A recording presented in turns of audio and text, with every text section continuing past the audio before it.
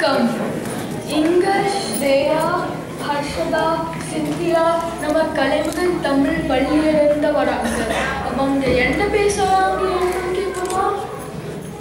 சித்திரமும் கைப்பழக்கம், செந்தமிழும் நாப்பழக்கம், வைத்தோர கல்வி மனப்பழக்கம், நித்தம் நடையும் நடைப்பழக்கம், நட்பும் தகையும் கொடையும் பிறவி குணம். இது ஔவையார் எழுதின பாட்டு. இன்னைக்கு தமிழ் புலவர்கள் பத்தி சொல்ல போறோம். உனக்கு எந்த புலவர்கள் பத்தி தெரியும்? நாங்க தமிழ் பள்ளியில திருவள்ளுவர், பாரதியார், ஔவையார் பத்தி எல்லாம் படிச்சு இருக்கோம். ஆமாம், எனக்கு கூட பாரதியார் பத்தி தெரியும். அவர் என்ன சினிமால பாட்டெல்லாம் எழுதிவாரா? அவர் ராகத்துல எழுதின பாட்டை மெட்டு போட்டு சினிமால பாடுவாங்க. ஓடி விளையாட பாப்பா, நீ ஓய்ந்திருக்கலாகாத பாப்பா, நூ பாடினாரே. ஏதோ பாரதியாரை கேட்குமே. அச்சமில்லை அச்சமில்லை அச்சம் என்பதில்லையே, உச்சி மீது வான் இடிந்து வீழுகின்ற போதினும் அச்சமில்லை அச்சமில்லை அச்சம் என்பதில்லையே.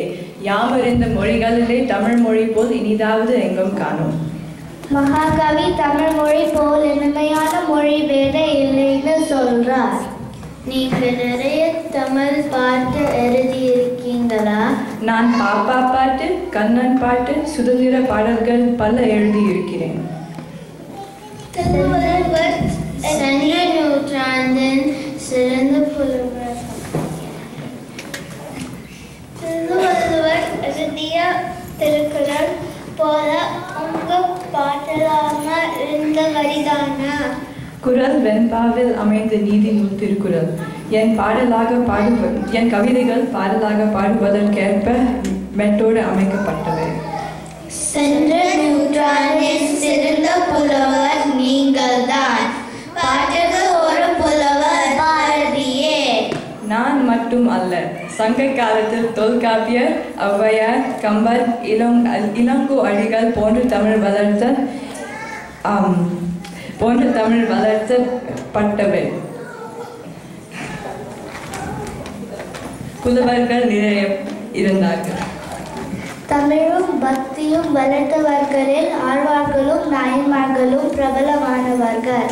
இதோ ஆண்டாளையும் பெரியார்களையும் கேட்போமே.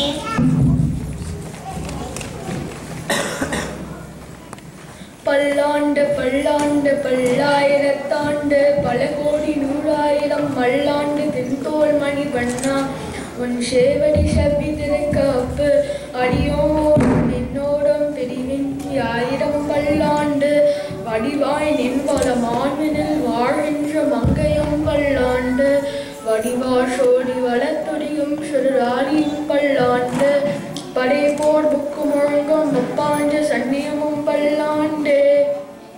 கேட்பதற்கு மிகவும் இனிமையாகி இருக்கிறது. இந்த பாட்டை பற்றியும் உங்களை பற்றியும் சொல்கிறீர்களா? என் பேர் விஷ்ணு சித்தர். இது நான் எழுதிய திருப்பலான் என்னும் பிரபந்தம். நான் கோவிலில் பெருமாளுக்கு மாலை கட்டி சமர்ப்பிக்க வந்தேன். கண்ணன் மேல் உள்ள பக்தியால் கண்ணன் விளையாட்டை எல்லாம் அனுபவித்து பெரியாழ்வார் திருமொழி என்று பிரபந்தம் பாடினேன். இது 4000 திவ்ய பிரபந்தத்தில் சேரும். இவள் கோதை, இவள் என்னுடைய வளர்ப்ப மகள். நான் எழுதிய பாடல் மார்கழி மாதத்தில் மிகவும் பிரபலமான பாடல். என்னன்னு சொல்லுங்க பார்க்கலாம். மார்கழி திங்கள் மதி நிறைந்து நன்னானால் நீராறும் போதுமினோ நேரீர் சீர்மல்கும் ஆய்பாடி செல்வச் சிறுமீர்கள் கூர்வேர் குறிநொயிலன் நந்தகோபன் குமரன் ஏராந்த கண்ணி யசோத எலஞ்சிங்கம் கார்மேனி செங்கன் கதிர்மதியம் போல்முகத்தான் நாராயணனே நமக்கே பறை தருவான் பாரோர் புகழப் பரிந்தெழுரம்பாவாய்.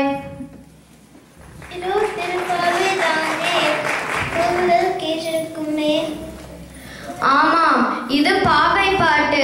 மார்கழி திங்களில் கோவில்களிலும் வீடுகளிலும் கண்ணனை நினைத்து இக்காலத்திலும் பாடி வரும் பாட்டு.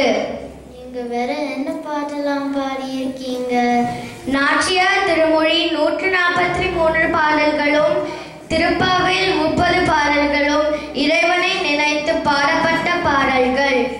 பக்தி மார்க்கத்திலும் இவ்வளவு புலவர்கள் இருந்திருக்கிறார்களா? இதே சமயத்தில் அப்பர், சுந்தரர், திருஞான சம்பந்தர் போன்றவர்கள் எழுதிய தேவாரம் 8000 பாடல்களை கொண்டது.